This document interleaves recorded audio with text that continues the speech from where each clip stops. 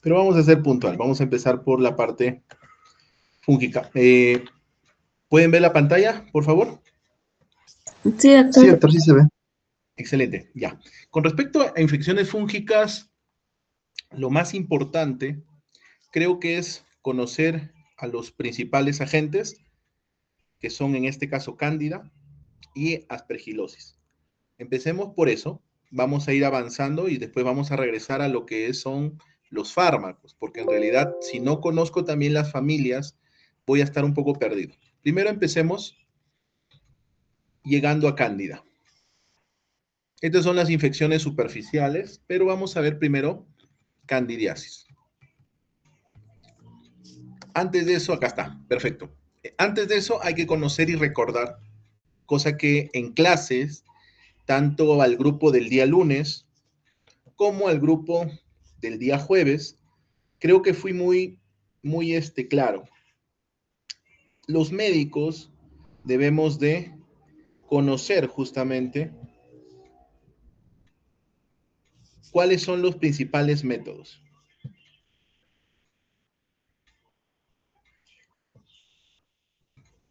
Y vamos a recordar. Muy bien. Vamos a mencionar y recordar estos 4 tipos de metodología, sobre todo microscópica. Entonces, creo que esta diapositiva también se las dije que repasaran, me demoré un momento, los que estuvieron presentes, que fueron muy pocos en realidad, y que grabaran esto. Les dije, y debe estar también en sus grabaciones. ¿Qué necesito saber? Que el KOH obviamente es el examen directo de entrada para cualquier estudio de hongos. ¿Y qué vemos? En realidad, levaduras y pseudohifas. Eso se los repetí. Levaduras y pseudohifas. Eso es lo que ustedes tienen que recordar y tener muy presente.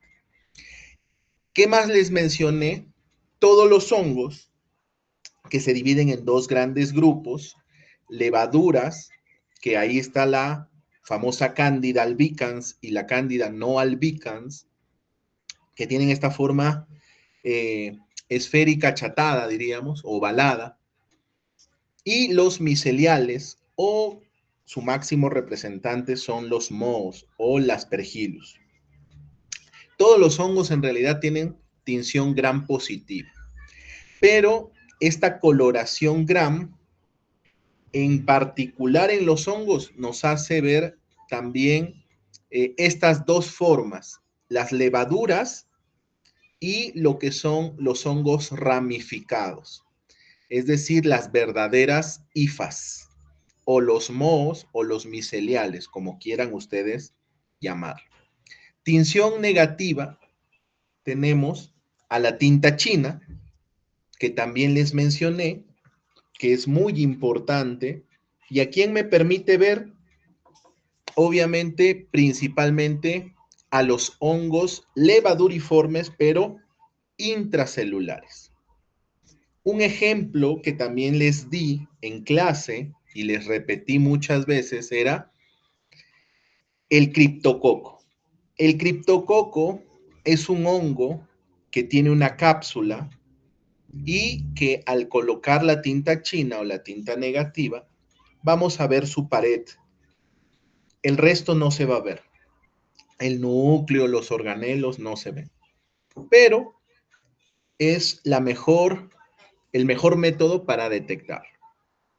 ¿Y qué más podemos tenerlo como intracelulares? Vamos a ver a lo que son a la coccidia o a los coccidioides y al hongo paracoccidioides. Entonces, esos son intracelulares. La tinta china, si es que les preguntaran, tenerlo presente en esos, pero es hongos, me permite ver hongos intracelulares, ¿de qué forma? Levaduriformes. Finalmente, la tinción YEMSA nos permite ver los hongos, obviamente, de acuerdo a nuestra temperatura, no diferencia si son levaduras o mohos, no los diferencia, todos los ve como levaduras, porque nuestra temperatura corporal hace ese efecto en los hongos. Y son, obviamente, también permite la visualización de hongos intracelulares. Vamos entonces a ver que para este subgrupo en particular son los dos que hemos mencionado de arriba, que es el paracoccidioides y el coccidioides. Entonces, ahí podrían preguntar esas cositas. Entonces, esta lámina creo que ustedes la tienen que revisar muy bien y recordar esos conceptos. KOH, levaduras pseudohifas. Coloración Gram, todos los hongos, pero me permite diferenciar verdaderas levaduras y verdaderos miceliales o mohos. La tinción negativa, también llamada tinta china, son intracelulares, el criptococo principalmente. En cambio, la tinción Yemsa me permite ver a todos por igual, como levaduras, pero es hongos intracelulares también. Acá sería paracoccidioides y coccidioides. Listo, doctores. ¿Preguntas acá? Les escucho. Doctor, ¿y en la tinción Giemsa también se podría ver el criptococo, ya que también sería un intracelular? Sí, acá sí se ve criptococo, doctor, y acá se ve todas sus organelas, definitivamente. Pero en la tinta china, por ejemplo, se utiliza más en líquidos como el líquido cefalorraquídeo, el líquido de derrame pleural, o también en pacientes que tengan ascitis. En cambio, la tinción Yemsa ahí no nos ayuda mucho porque tiene alta cantidad de proteínas y lo que podría generar es artefactos, al igual que el KOH.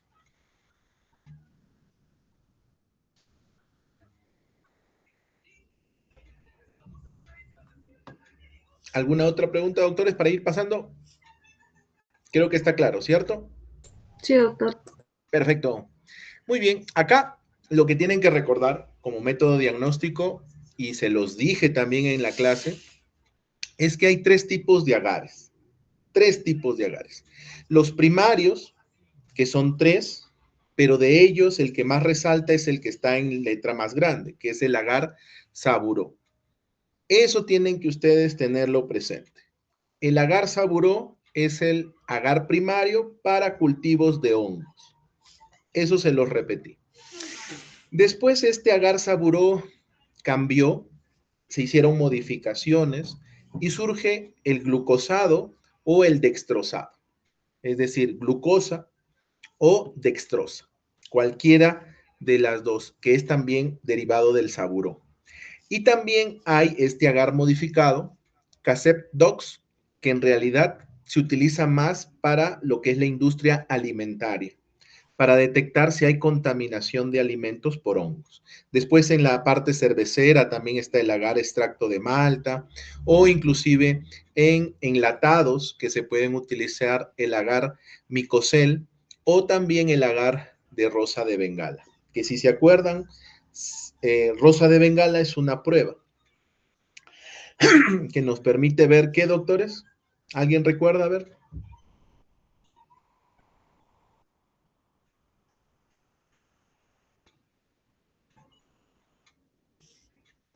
Es prima hermana de la tuberculosis, diríamos, ¿no?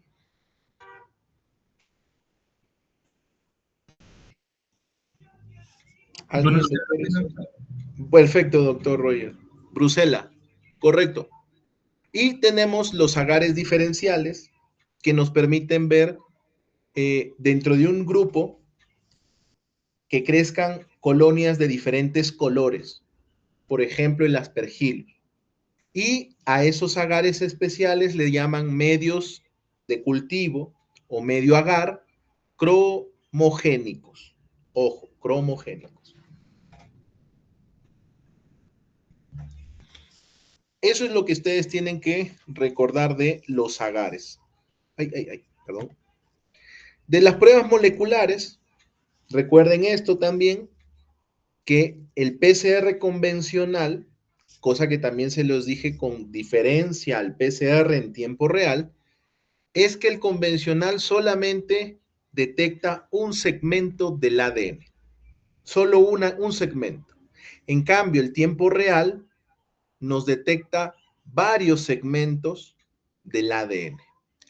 Ambos amplifican y cuantifican, el convencional en dos fases, en cambio el tiempo real es en una sola, en un solo momento. Tiene mayor sensibilidad, mayor especificidad el de tiempo real. En cambio, el PCR convencional es menos sensible, menos específico. ¿Por qué? Porque solamente detecta un segmento, no muchos, no varios como el tiempo real. Y bueno, se puede hacer de muestras por lo general de tejidos que se extrae el ADN. Estos tejidos pueden estar o no parafinados y la extracción se hace con primers marcadores. Marcadores fijos que son en el PCR convencional o múltiples marcadores primers que nos permiten, junto con enzimas, hacer un grado de electroforesis para poder detectar la cantidad de segmentos. En este caso, si es convencional, solo un segmento, y si es tiempo real, son varios segmentos, son varias líneas. Y eso nos permite detectar el ADN de los hongos. En este caso, porque también puede ser en bacterias, virus, etc. ¿Qué más? Acá en antifúngicos, es decir, lo que tenemos que saber y recordar, creo que también se los dije así, es estas 5 familias. De las 5, obviamente, las que más nos interesan es la 1, la 2 y la 4. Ojo, la 1, la 2 y la 4, es decir, los polienos, resaltando la anfotericina B, también tenemos ahí a esa familia de poliénicos, la nistatina. Dentro de los azoles hay dos grupos, los imidazoles y los triazoles. Recordando que estos últimos, los triazoles, fluconazol, itraconazol y boriconazol, definitivamente nos van a ayudar a manejar a la mayoría de cándidas, que esa es la función en realidad, pero también hay algunos que no contempla, es decir, que no afecta, es decir, no tiene al menos acción frente a algunos. Y eso es lo que tienen que ustedes recordar. Las equinocandinas, como la caspofungina, para resaltar que es la dentro de las más usadas actualmente, pues es fijo para todas las cándidas y lo vamos a ver. Recordemos eso. Ahí está en la pared, está la membrana del hongo, los organelos, el núcleo. Recordemos que les dije que el único grupo que actúa con la pared, principalmente con la pared, es caspofungina. Ojo, caspofungina, la pared. En cambio, tenemos a la membrana, principalmente a la anfotericina B, y dentro de la membrana también a todos los que son los azoles. En este caso, los triazoles, porque se van contra lo que es la síntesis del ergosterol. Creo que eso se los mencioné también en lo que las clases que se les mencionaba. Les recuerdo solamente principalmente membrana, ergosterol y pared, que se tienen que saber más o menos qué efectos hay. Por ejemplo, de los azoles, ya les mencioné que hace que no se forme el ergosterol, por lo tanto, no hay una buena elaboración de la pared, perdón, de la membrana, y por ende va a generar poros posiblemente que va a debilitar y va a hacer la destrucción del hongo. Y aquí es lo más importante, doctores. No se olviden este cuadrito. Este cuadrito. Pregunta que les he dicho, que puede venir, se los repito también. El boriconazol es el mejor de los tres. Fluconazol, itraconazol y boriconazol. Primer punto que se los dije. Otro, que el boriconazol es el tratamiento de elección del Aspergillus fumigatus. Aspergillus fumigatus. ¿Y cuál no cubre la familia de los azoles? En este caso, los triazoles principalmente son los mucorales. La mucormicosis, que es el famoso hongo negro que le dicen algunos. Nada más. Recordar eso, doctores, eso es pieza clave. Los triazoles no combaten mucorales. Tienen que recordarlo. Voriconazol, repito, Aspergillus. Y es el mejor que tiene. Y vean que fluconazol no cubre Cruzei, que tiene una resistencia intrínseca. El Aspergillus fumigatus, que tiene una resistencia intrínseca. Y una afectación parcial del glabrata. O sea, puede darle como que no puede a veces tener efecto. Pero en esta gráfica le dan solamente una cruz. ¿Correcto? Eso es lo que tienen que recordar de esto. Las equinocandinas, disrupción de la pared. Obviamente al inhibir el 1,3 beta de glucano, que en este caso es la unión, y obviamente se debilita la pared y va a generar que del medio extracelular al intracelular ingrese agua con electrolitos y obviamente el hongo se hincha y se destruye. Eso hay que recordar, caspofungina, micafungina, anidolofungina, pero caspofungina es el más representante de las equinocandinas actualmente. ¿Qué tienen que recordar? Eso, doctores, que es principalmente a cándida. Vean, cubre muy bien la caspofungina, la micafungina y la anidolofungina, a lo que es todas las especies de cándida albicans y no albicans. Y también le pega a las Aspergillus fumigatus. Entonces, las equinocandinas, candina de cándida, ¿correcto? Y la A de AS de Aspergillus. Así lo pueden recordar. Cándida y Aspergillus son lo que actúa. No actúa contra el resto de hongos. Miren, con histoplasma, ¿no? Mucorales, fusarium, blastomices y ni siquiera le pega al criptococo. Ojo, solo cándida y Aspergillus.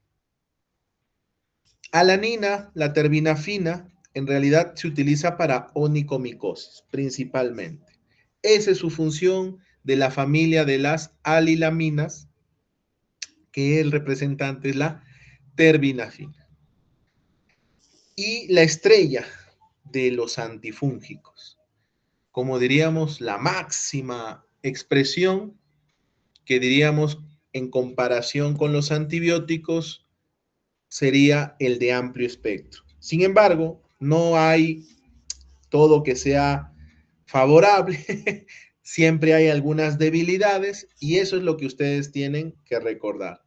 Antes de pasar a eso, hay 4 formulaciones de la anfotericina que pertenece a la familia de los poliénicos. Desoxicolato, liposomal, dispersión coloide y complejo lipídico. El que actualmente está en las guías es el liposomal. Y recuerden, la administración es solamente intravenosa, no hay presentaciones vía oral, recuérdenlo eso. El 90% es para las proteínas y obviamente hay una gran toxicidad renal. Eso es lo más resaltante. Y acuérdense algo, no todo en medicina es la panacea o cubre todo. Ya les he dicho a todos ustedes que rotan conmigo. Hay por ejemplo, gérmenes que tienen un grado de resistencia. Hay gérmenes que tienen resistencia. Por ejemplo, ¿cuál es el germen que no le hace nada a la anfotericina ni de las 4 presentaciones que acabamos de ver, de oxicolato, liposomal, dispersión lipídica, complejo lipídico? Es la Cándida lusitaniense o lusitaniae, como ustedes lo puedan encontrar en sus bibliografías. ¿Correcto? Entonces, todo lo demás sí cubre la anfotericina, pero hay una que no cubre. ¿Cuáles son? Cándida lusitaniae. Ahora, la pregunta sería, ¿qué cubre Cándida lusitaniae? Preguntas, a ver, doctores, para no ser monólogo. ¿Quién cubriría sí la Cándida lusitaniae? Las Azoles y equinocandinas. Correcto. Uno sería el grupo de las equinocandinas, que hemos dicho que le cubre a todas las cándidas y también le pega al aspergillus. Perfecto. ¿Quién más? ¿Quién otra más cubre Cándida lusitaniae? Lo vamos a ver a continuación. Bueno, esta es la anfotericina que les dije también que lo revisen. Ahorita no voy a ampliar eso, se los dije que lo revisen. Y vamos a ver que, por ejemplo, la flucitosina, o también llamada 5-fluorocitosina, le pega muy bien a Cándida lusitaniae. Entonces, ¿cuáles son los dos grupos principales que cubre Cándida lusitaniae? Lo que no cubre anfotericina B, ¿cuál serían?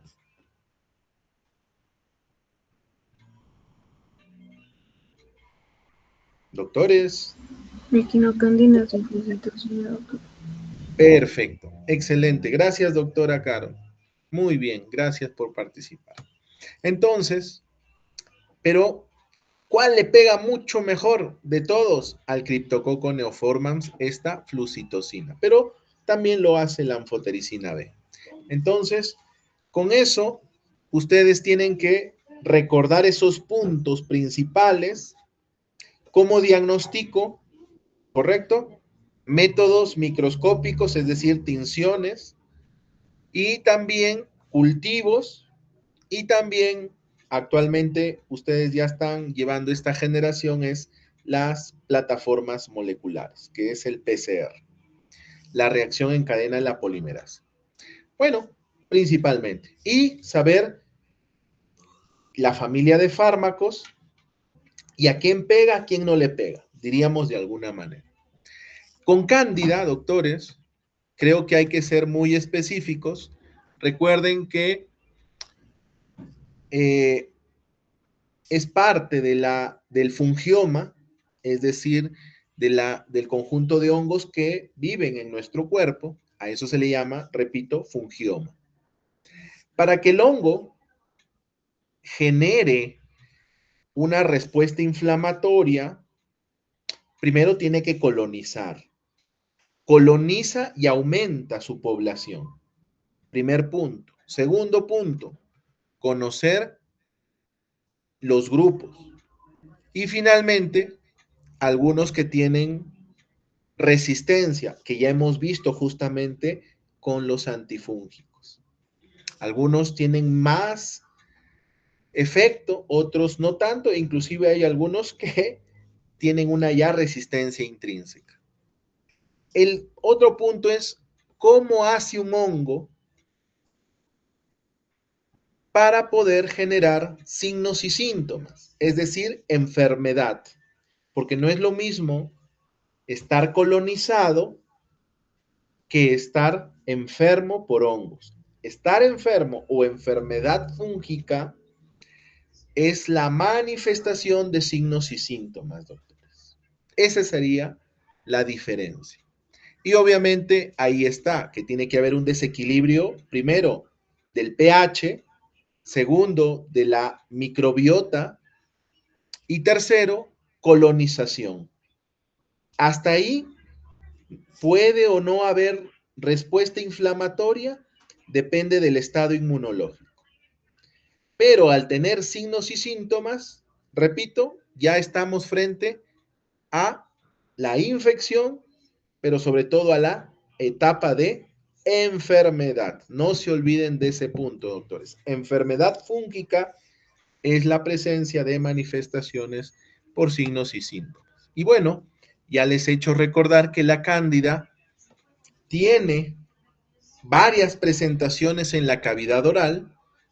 Si ya invade el esófago, ya es una candidiasis esofágica o en una esofagitis candidiásica, que son los términos. Y bueno, esto se da principalmente en pacientes inmunocomprometidos / suprimidos. Pero también hay invasión, es decir, llega sangre, hay una fungemia invasiva y después llega a diferentes órganos como el sistema nervioso central, el corazón, la parte abdominal, lo que es el pulmón o la pleura y también lo que es el aparato génito urinario, sea masculino o sea femenino. Recuerden que los diabéticos tienen un desequilibrio del pH generalizado y también además definitivamente aumentan su población. ¿Por qué? Porque la glucosa es la fuente de energía del hongo también. Entonces, el diabético es el ejemplo más característico de que debe estar sobre colonizado y si no controla su enfermedad, puede generar enfermedad o inclusive cuadros invasivos. No se olviden de ese detalle. Ahí, bueno, están las imágenes que hemos visto y bueno, recuerden eso. Vamos a ver algo importantísimo, que en este caso recuerden las clasificaciones de Coetzee o de Wilcox. Recuerden que en porcentaje, cuando nos hablan porcentaje, es de Wilcox. En cambio, cuando nos hablan medidas, milímetros, más de 2, menos de 2, o el número de nódulos o lesiones blanquecinas, se está refiriendo a la clasificación Coetzee. Diferencias entre cándida invasora diseminada y candidemia es que obviamente la primera, que es invasora, siempre va a haber fiebre. Siempre va a haber fiebre. Y vamos a ver que hay pacientes con factores de riesgo. En cambio, la candidemia, vamos a ver que solamente la forma invasiva representa un 30%. Y los pacientes críticamente enfermos van a tener un ligero mayor porcentaje, hasta el doble. Nada más. Eso es difícil entonces de poder diferenciarlo y por lo tanto hay escalas que en este caso la más representativa en adultos es la Candida Score, que si yo encuentro al menos dos o más áreas colonizadas donde identifique, ya sea con el KOH, ya sea con la tinción Gram o ya sea con la tinción Giemsa, formas levaduriformes o pseudohifas o verdaderas hifas, definitivamente eso ya tiene un punto. Es decir, por ejemplo, boca y en orina encuentro pseudohifas. Otro puede ser boca, del esófago en todo caso, y por ejemplo, una dermatitis candidiásica, es decir, del raspado de la piel, de la axila, si es mujer, un intertrigo mamario, pero que encuentres levaduras o pseudohifas. Ya son un punto. Que esté en la UCI es otro punto, y más aún si ha sido una cirugía abdominal o geniturinaria. Y también sepsis, criterios de sepsis que lo hemos repasado muchas veces. O que tenga nutrición parenteral, es decir, una sonda nasogástrica o nasoduodenal. Entonces, eso condiciona a que ese tubito esté colonizado también. Entonces, vean, también es un punto. Y al tener ya 2.5, que es el estudio, en realidad 3 puntos, ya se redondea, 3 puntos o más, el paciente se beneficiaría con tratamiento. Este es el de la parte pediátrica, pero que ya les he dicho que si les gustaría, bueno, es parte, simplemente ustedes aprenden los factores de riesgo y esa es la asociación.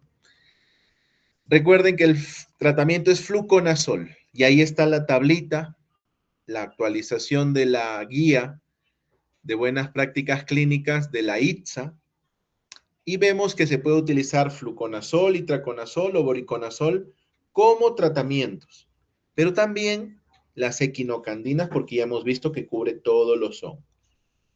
La anfotericina B también cubre cándidas, pero una de ellas no la cubre, la Lusitaniae. En Aspergillus, doctores, lo que tienen que recordar, bueno, es un moho, es un hongo ramificado. Normalmente es saprofítico. Y lo que tenemos que ver, ahí está justamente que en este tipo de germen, de Aspergillus, se utilizan los cultivos cromatomorfos o cromatomiformes, que permiten justamente diferenciar los diferentes subtipos de lo que es el Aspergillus. Por ejemplo, el Flavi tiene un color blanco naranjado, el Negri definitivamente es más negruzco, que ese es el más común, el que lo encuentran en las paredes, en el moho del pan. El Terry, que por lo general es un halo blanco, pero con crecimiento grisáceo. Y finalmente el Fumigatus, que es un gris más oscuro, que ese es el que da la enfermedad más frecuente a nivel pulmonar, que da alergias también a nivel alimentario.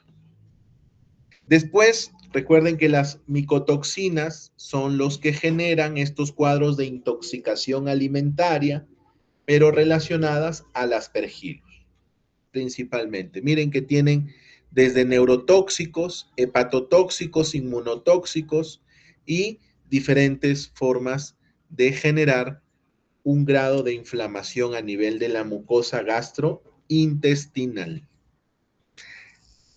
Vía de transmisión aérea, no se olviden. Esto les dije, lo pueden revisar. En conclusión, simplemente es que el Aspergillus afecta a pacientes inmunocomprometidos y también, sobre todo, a inmunosuprimidos. Ahí están las presentaciones del espectro del Aspergillus. Agudas, crónicas, que son las más frecuentes. Esas son las dos más frecuentes.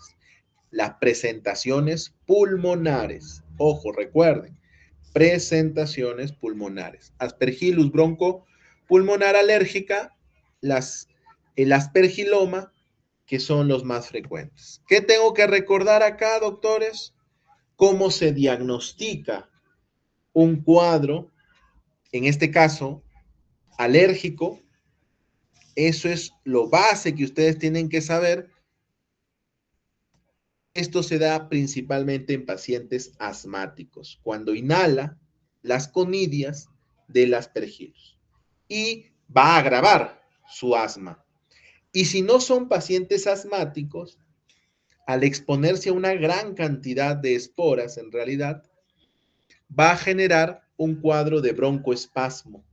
Y veamos acá que se dematiza lo que normalmente es una vía respiratoria normal, la pared se dematiza y produce un moco espeso. Y eso es un SOB, un síndrome de obstrucción bronquial aguda. ¿Qué va a caracterizar, a diferencia del cuadro asmático de los criterios del asma? Es que la aspergilosis broncopulmonar alérgica da eosinofilia, doctores. Eosinofilia. Y eso es lo que yo tengo que tratar de buscar. Muy bien, al menos eso es. ¿Qué más tengo? El aspergiloma, que en realidad se da en un paciente que por lo general ya tuvo una cavidad. El ejemplo más común es en pacientes con tuberculosis que tienen una secuela que es la caverna, y en la caverna se forma una pelotita del aspergillus. Y obviamente esa pelotita fúngica se llama aspergiloma simple.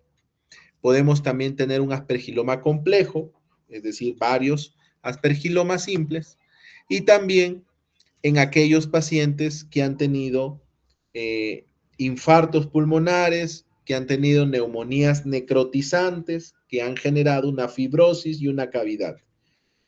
Y también los pacientes con fibrosis quística son los mejores ejemplos que sufren de aspergilomas. ¿Por qué? Porque ellos ya tienen alterado el pulmón.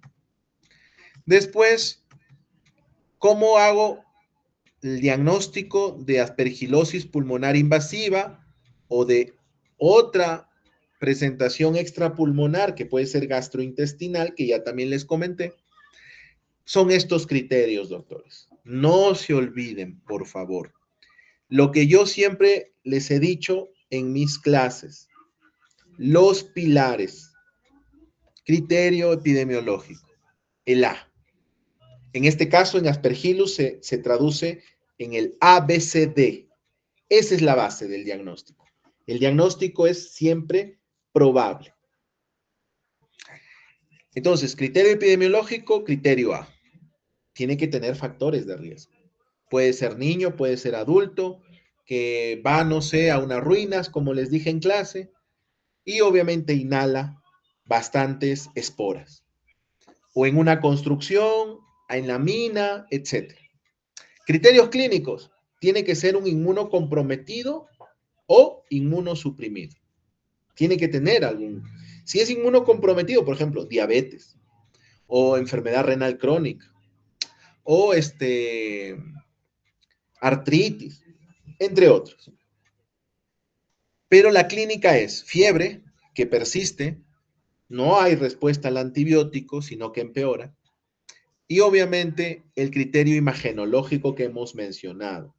Pueden ser nódulos o el signo del halo. ¿Correcto? Ahí ya tengo A, B, C, criterio epidemiológico, criterio clínico y criterio imagenológico. Acá es importante la imagen en el pulmón.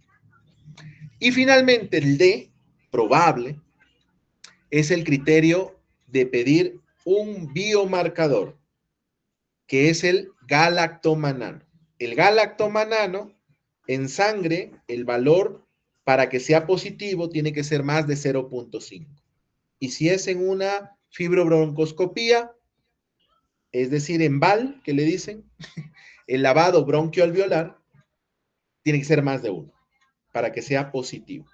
Y con eso ustedes ya sospechan y hacen el diagnóstico de Aspergillus fumigatus por lo general.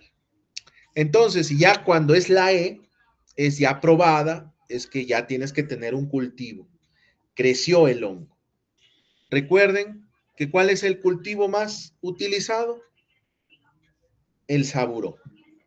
O los cromatográficos que detectan en realidad el subtipo de Aspergillus, principalmente. Entonces, ahí tienen el diagnóstico, doctores, eso no se olviden. Creo que algunos grupos también les repetí en las rotaciones, pero ahora aprovecho con ustedes en general. Acá están los criterios, les dije también a ustedes, repásenlo, es básico, y ahí están algunos ejemplos. Y de la aspergilosis broncopulmonar alérgica, en uno de los grupos también les mencioné y en clase era de que tenía que tener eosinofilia, el valor de más de 500. El IgE, más de 400, en este gráfico es 417, pero más de 400 también es uno de los criterios, el IgE, por eso es alérgica, porque moviliza eosinófilos y produce inmunoglobulina E. Y bueno, los infiltrados, los antecedentes, ya les he dicho, el A, B, C y D es lo básico. El E, que es cultivarlo, es más difícil. Muy bien, doctores. ¿Cuál es el tratamiento? No se olviden, hemos visto en el voriconazol, el Aspergillus fumigatus es el de elección. Y también la anfotericina liposomal. Si les pusieran anfotericina de oxicolato, vean y duden porque en realidad las recomendaciones actuales sería la liposomal. Pero la principal para Aspergillus y no equivocarse, voriconazol, doctores. Y ahí están, ¿ve? Acuérdense que les dije que todos los antifúngicos tienen que dar dosis de carga. 6 miligramos cada 12 el primer día. Ojo. Y ese es el tratamiento de elección, voriconazol. Y después, el mantenimiento, 4 miligramos cada 12. Igual ocurre también en anfotericina. De 3 a 5 es el liposomal. El primer día puede utilizar 4 o 5 miligramos y después, esa es la dosis de carga, y de mantenimiento puede utilizar 3 miligramos por kilo día. Bueno, después tienen los demás, el posaconazol y litraconazol, tienen opciones. Pero lo resaltado, pero el primero de elección, voriconazol para Aspergillus fumigatus. Muy bien, doctores, hasta ahí creo que termina la parte de hongos y rápidamente de animales ponzoñosos. ¿Alguna pregunta en todo caso? ¿Alguna duda? Creo que hemos repasado rápidamente lo de hongos.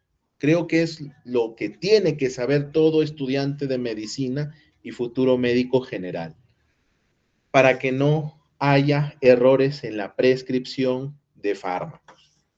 Con respecto a los animales ponzoñosos, doctores, ya les he dicho, bueno, ese es mis cartas de presentación, por si no, no les hubiera hecho la clase.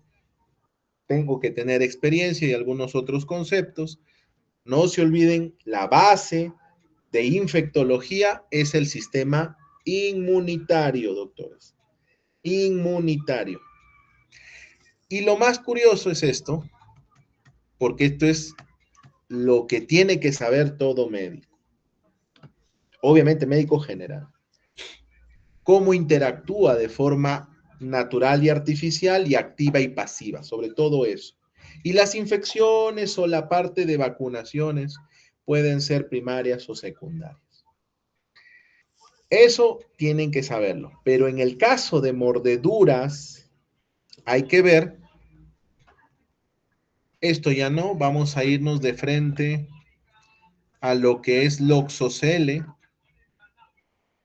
Acá está, nuestros amigos, nuestras amigas.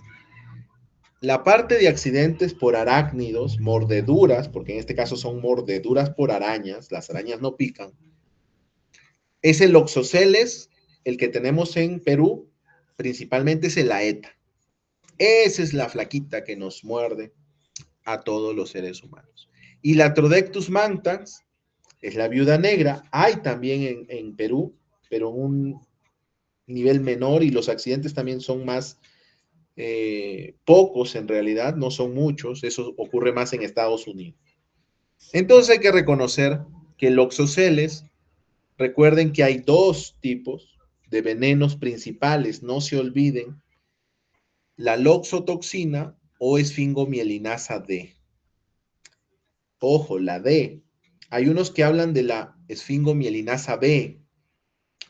Hay subtipos, doctores, hay letras de la esfingomielinasa. Hay unos que son más necrotóxicos, es decir, más para piel y tejido celular subcutáneo, y otros que sí son inclusive generadores de una respuesta inflamatoria sistémica. Y ahí está entre la B y la D. Así que, pero la que manda en la parte dérmica es la D. Ojo, la D. Y la hialuronidasa. vamos a ver, y en cambio el Latrodectus mantans es la latrotoxina o la alfa-latrotoxina y las neurecinas. Son las más complicadas. Entonces, recuerden que hay presentación cutánea y visceral.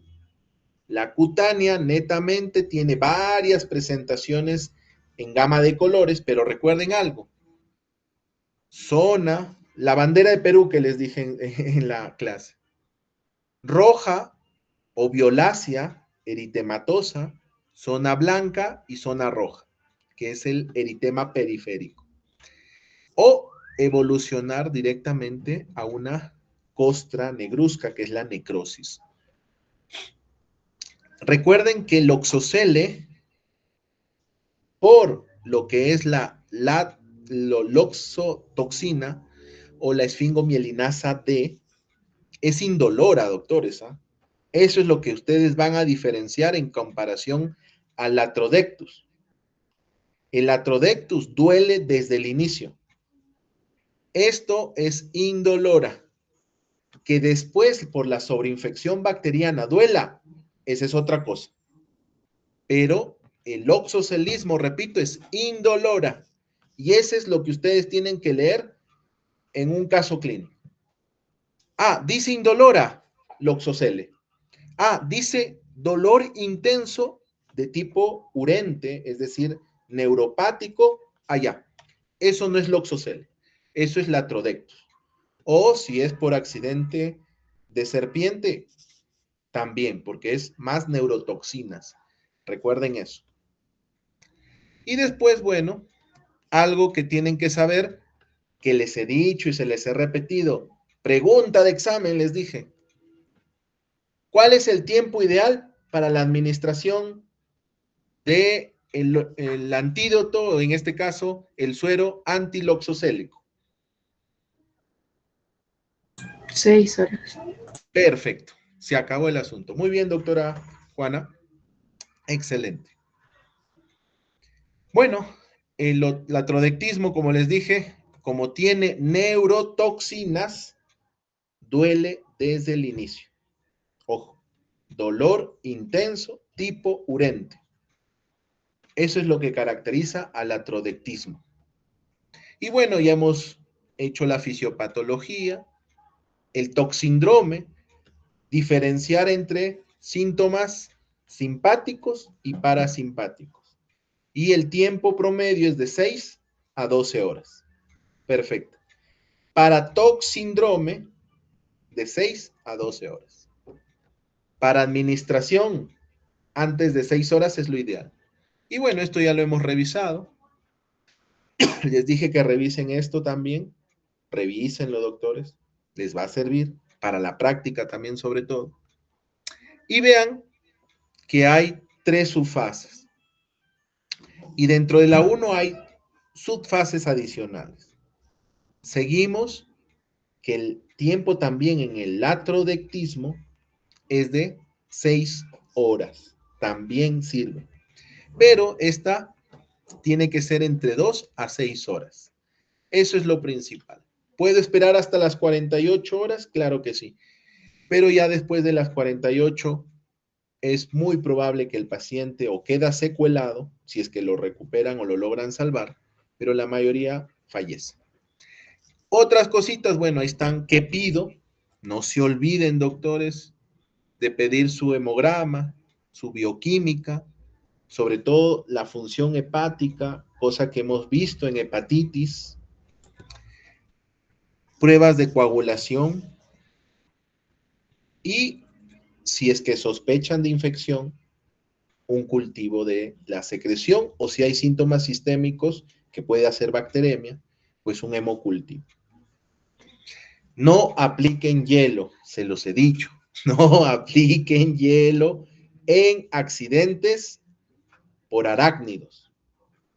Lo van a necrosar la lesión. En cambio, en la mordedura de serpiente sí pueden utilizar hielo. ¿Qué más tengo que hacer? Inmovilizar de todas maneras la extremidad afectada. o al paciente ponerlo en cama. Si es miembro inferior o el superior, ligeramente sobreelevado. Puede utilizar antibióticos, ya hemos dicho, lo vamos a recordar nuevamente. Y los analgésicos, ¿cuáles son? Paracetamol, tramadol o morfina. Ojo, paracetamol, tramadol o morfina. Antihistamínicos, clorfenamina, sí o sí, ahí está la dosis. Dapsona no me gusta usar, se los digo sinceramente, aunque muchos otros infectólogos sí lo usan. Pero la pregunta podría ser, ¿cuál es el efecto adverso o el RAM de la Dapsona? Meta-hemoglobinemia. Esa sería la pregunta. Después, corticoides. Hay posiciones a favor, hay posiciones en contra. Definitivamente podemos decir, ¿están saliendo, chicos? ¿Están entrando? ¿Están saliendo, creo? Bueno, estoy viendo ahí, bueno. Muy bien. Hidrocortisona, utilícenlo, eso se los recomiendo. Y bueno, 2 a 3 días máximo, no más. ¿Cuáles son los antibióticos que les dije? Cefalexina, una cefalosporina de primero o de segunda, pueden usar también, no hay problema. Y la clindamicina. No usen Oxa, hay mucha resistencia, al menos en Perú, hay mucha resistencia. Y van a estar terminando en usar cualquiera de estas dos. Yo se los recomiendo en la parte práctica, esto es un paréntesis. Usen esto más bien. ¿Qué más? Ya. No se olviden, ojo, esto sí, se los pongo ahí en amarillito y se los repetí en la clase. Niños, 1, adultos, 2 ampollas. Cada ampolla viene de 5 mililitros. Las preguntas de exámenes por lo general están más orientadas a adultos. Eso también se los digo. Entonces, ¿cuál es el tiempo que tengo que infundir? De 15 a 20, pero yo se los he recomendado 30 minutos. Ojo, por eso se los recomiendo. 30 minutos. ¿Y qué van a usar? Cloruro de sodio. ¿Cuánto? 50 mililitros en niños, 100 mililitros en adultos. ¿Puede ser un poquito más, doctores? Claro que sí, no hay problema. Y finalmente, ¿cuántas ampollas le doy? Inicialmente, 1 o 2 es las recomendaciones. Y vemos acá que en niños, 2 frascos en las primeras 6 horas. Primeras 6 horas, ese es el inicio en niños. En adultos, 1. Pero esto puede variar de acuerdo a las manifestaciones clínicas. Por ejemplo, si viene por la mordedura que es indolora, Loxocele. Si es mordedura dolorosa, Latrodectus. Hay máculas o hay signos, por ejemplo, de la bandera, que les he dicho, la bandera peruana, y es más de 6 horas. Y vean, en adultos, 2 frascos. En niños, 4, que es lo máximo. Pero ya les he dicho que las preguntas van más para adultos. Entonces, ¿cuándo puedo empezar con adultos? Puede decirme mordedura indolora, prurito y signo de la bandera. De 1 a 2 frascos.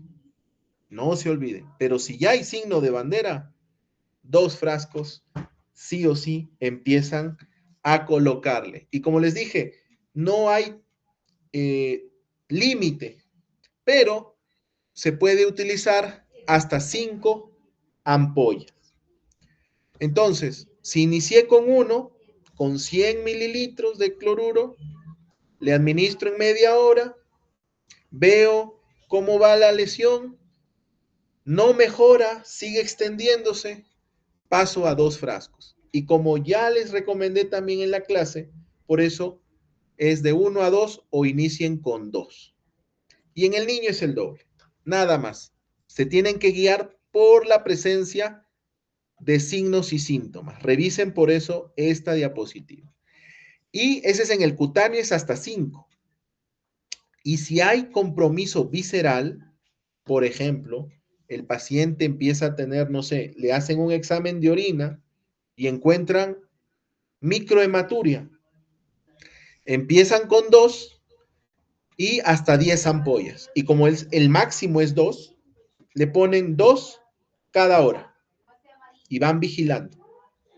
Obviamente la infusión es en media hora, descansan media hora, le instalan. ¿Puede ser menos, doctor? Claro que sí.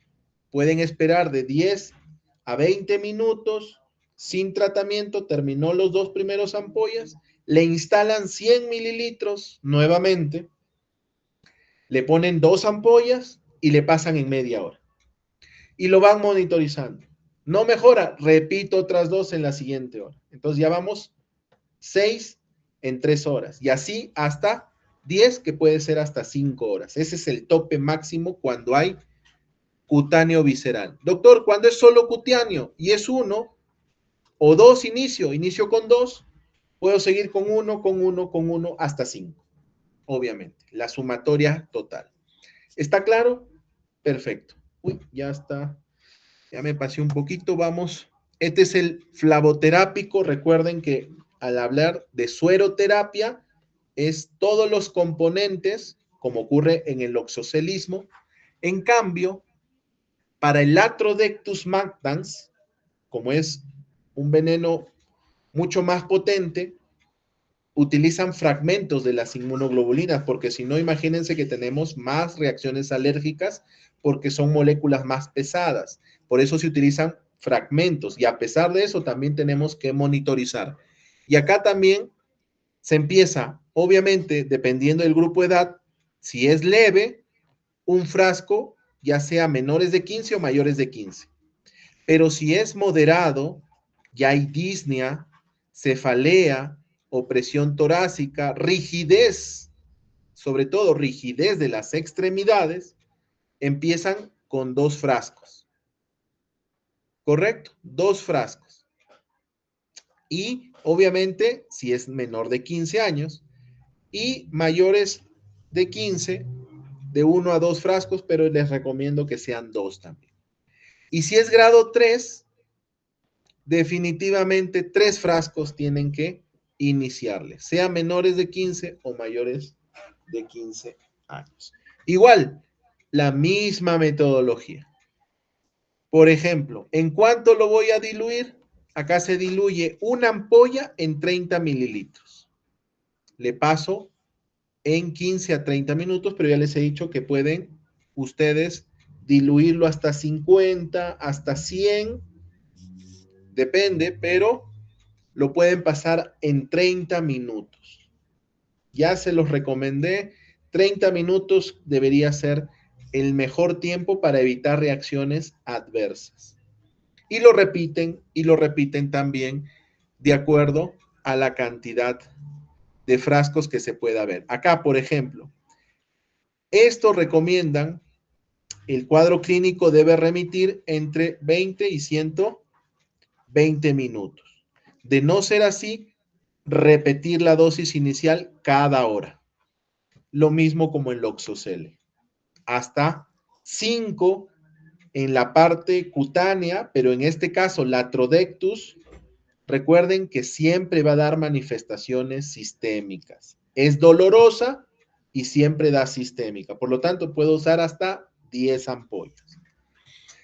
Felizmente pasamos, ya vamos terminando, a lo que son mordeduras por ofidios. Vamos a evitar todo esto, nos vamos a ir directamente al diagnóstico. Primero, antes de eso, recuerden esto. Estos son los signos y síntomas precoces o tardíos en el bótrops. Este es en la lachesis, en la chuchupe, en el crotalus, ¿cierto? Los famosos o pseudo cascabeles, diríamos, los crotalus, y los migurus o misiurus, estos son los corales. Ahora, en la región Junín, doctores, ¿cuáles son? Los bótrops y los corales. Esto ustedes tienen que saberlo. En cambio, la lachesis y los crotalus son más en selva.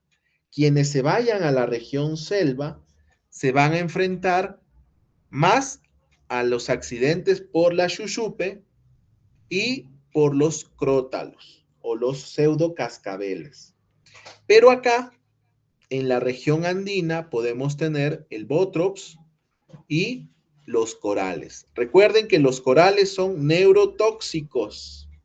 En cambio, el bótrops es hemorragia y disolución del tejido, necrosis más abundante. Y ahí por eso es dolor, edema y calor. Y tardío ya hay bulas, equimosis, flictemas y necrosis. Sabiendo esto, y el oral, tosis palpebral, oftalmoplejía y dificultad en la deglución, que conlleva a una insuficiencia respiratoria, en cambio el bótrops a un choque circulatorio grave, hay que saber identificar esos síntomas. Ahí están, vean. Esto es una mayor necrosis, esto es por bótrops, ve. Deshace hemorragia y deshace el tejido. Lo amputa inclusive, lo disuelve. Edema, dolor, equimosis, parestesia, sangrados, hasta necrosis. Pero algo que les dije muy a los grupos es que repasen esta diapositiva, y también les dije que por lo general la gran mayoría de accidentes, estos son por Viperae o Bótrops, Viperae, la familia Viperae o Bótrops, es el de la clasificación de Christopher Rodman. Recuerden que si ustedes se aprenden el grado 3 y el grado 4, que es la mayoría de pacientes que vienen, es esto, estas imágenes, doctores. Así vienen en estadio 3 y 4. Entonces, cuando hay envenenamiento severo, ¿qué hay? Edema de todo el miembro afectado. Vómitos, vértigo, fiebre, equimosis, bulas, petequias, oliguria inclusive. Y véanme, la mano está hinchada, toda la mano. El dedo es el más afectado. Estos son toda la mano y los 4 dedos que evoluciona lamentablemente a la pérdida. Y en cambio el grado 4 es un envenenamiento grave, sangrado, equimosis, petequias extensas y un SIT, un síndrome de coagulación intravascular diseminada. Ni qué decir, pues, que haya injuria renal, que hay compromiso respiratorio, disfunción respiratoria y disfunción hepática. Eso no hay duda. En cambio, los corales, acuérdense, moderado y grave. Moderado, de 30 minutos o 2 horas en promedio, hasta 15 horas. Doctor, tiene 16 horas. Ya, grave. Si se aprenden estos tiempos, les va a ayudar inclusive a diferenciar. Menos de 30 minutos, la mordedura o el accidente leve. Más de 30 hasta 15 horas, moderado. Más de 15 horas, grave, doctores. Y vean que es lo mismo. Hay disfagia, cialorrea, disnea, insuficiencia respiratoria, coma. Hay parálisis flácida porque es más neurotoxinas. Los corales dan más neurotoxinas. Y bueno, manifestaciones en lo moderado, oftalmoplejía, visión borrosa, astenia, dificultad respiratoria y parestesias. La diferencia de la dificultad respiratoria, acá hay paro respiratorio, y aparte de las parestesias, acá hay ya parálisis flácida y ausencia de reflejos. Eso tienen que tratar de diferenciarlo. El abordaje, reposo, inmovilización de la zona. Puede ser crioterapia cada 20 minutos o compresas frías cada 20 minutos. Acá sí, ayudaría en algo, pero si por ejemplo es bótrops, el hielo puede generar coágulos y más hemorragia. ¿En dónde más serviría? En aquellos que son neurotóxicos, como los corales. Ahí sí serviría el hielo. ¿Cuáles son los analgésicos? Paracetamol, tramadol y ketorolaco, perdón. Acá lo mencionan ketorolaco. Doctor, ¿también puedo utilizar morfina? Claro que sí, también se utiliza morfina cuando es muy intenso o los mencionados no hacen efecto. Vean, por ejemplo, esta imagen. ¿El edema dónde está? En todo el miembro. Inclusive han ido pintando la zona del edema. Por ejemplo, si ya está afectando todo el miembro, esto es grave. Considérenlo grave. Perfecto. Y finalmente, ¿cómo preparo, doctores? De 300 a 50, perdón, de 300 a 500. Perdónenme. 300 a 500. De suero fisiológico, es decir, de cloruro de sodio. ¿Cuántas ampollas de ataque? El promedio, 10 viales. Ya les he dicho que la mayoría de accidentes se clasifica entre moderado o grave. No hay más. Es muy poco probable que ustedes se enfrenten a una mordedura de menos de 30 minutos o con signos leves. Es poco probable, doctores. Así que si les llega, considérenlo como moderado, la forma más práctica, obviamente ya diferenciándolo del grave, ya, por eso les estoy repitiendo, pero ustedes 500 de suero y ahí le ponen 10 ampollas. ¿En qué tiempo? Ya les he dicho en la clase que para cuestiones prácticas, 2 horas, 120 minutos. Sin embargo, acá dice de 1 a 4 horas. ¿Eso es por qué? Debido a que estamos frente a un suero antiofídico. Y suero significa inmunoglobulinas completas y por lo general son producidas del caballo. Entonces, doctor, ¿puedo espaciarlo un poco más hasta 4 horas? Claro. Doctor, está severo y necesito pasarle rápido un poco. Entonces, en 1 hora le paso como mínimo todo el suero, pero monitorizando que no haga reacciones adversas. Por eso yo les recomiendo en la forma práctica 120 minutos, 2 horas, monitorizando. Pero acá dice de 1 a 4 horas.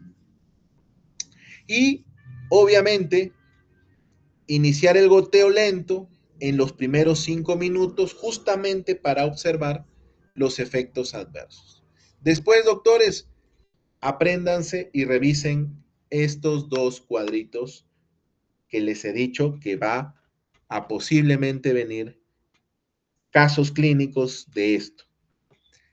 Como les digo, grado 1 o grado leve, poco probable que venga. Ustedes céntrense en moderado, en severo o muy grave, porque esto es de la familia Viperidae, donde están los accidentes botrópicos. Y el Botrops es una de las serpientes tanto que se encuentran en región Cordillera de los Andes y selva. Y finalmente los crótalos, que son la cascabelos y pseudocascabeles.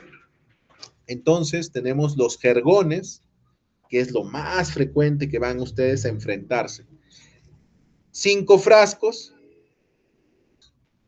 es lo de, en niños, el inicial es 15, en adultos es de 6 a 10, en el grado severo o grado 3 de 11 a 15, en adultos el inicial, después bajo a 6 a 8, y después en niños el inicial, si es severo, de 20 a 30 frascos en 300 o 500 mililitros en 1 a 4 horas.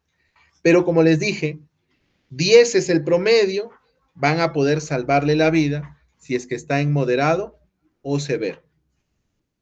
Si ya es grave, vean acá, el adulto recibe 16 frascos, en cambio el niño 31 frascos como mínimo o más durante su primera administración.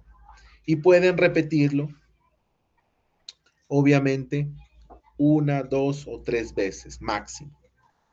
Y acá están los frascos. En la siguiente diapositiva, que son los corales, que son los más venenosos también y mortales.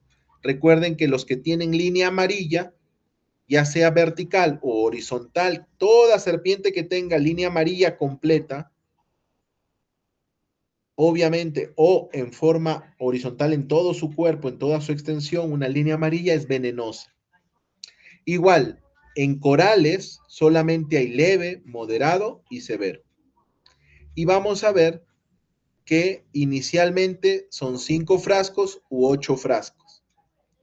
Y en niños de 5 a 6 y de 8 a 9. Pero igual, les recomiendo, como en la diapositiva anterior, inicien con 10 frascos. Y así, si es moderado o severo, van a poder regresionar los síntomas. Sin embargo, recordar que en corales, en moderado es 5, en ambos, sean niños, y después uno más de mantenimiento para niños, y de 8 o 9 frascos para el grado severo. Solamente esa diferenciación, pero en la parte práctica, 10 frascos, doctores. Colorín colorado, este repaso se ha acabado. ¿Preguntas?